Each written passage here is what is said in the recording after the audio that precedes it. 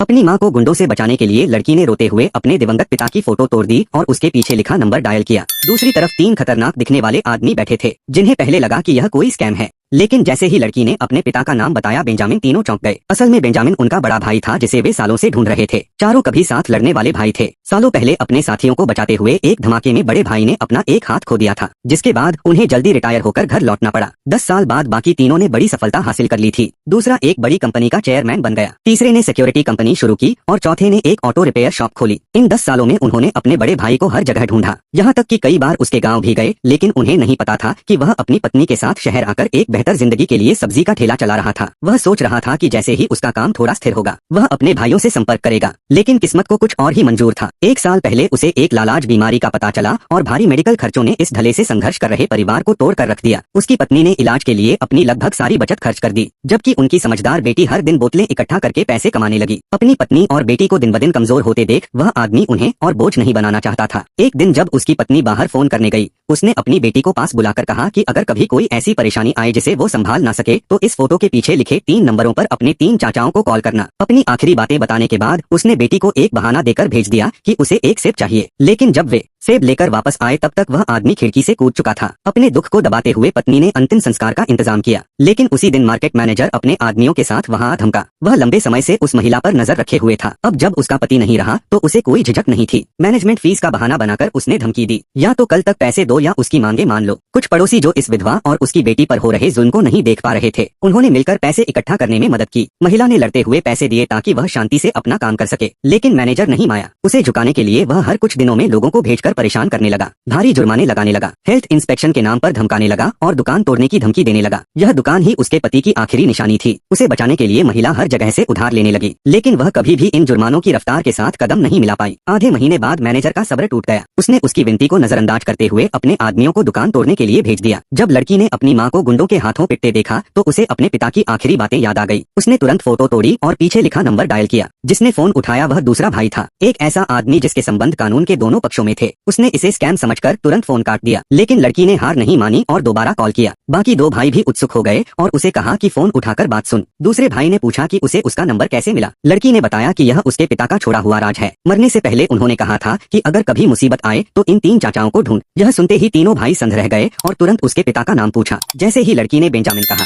तीनों एकदम खड़े हो गए और बिना कुछ कहे बाहर निकल पड़े।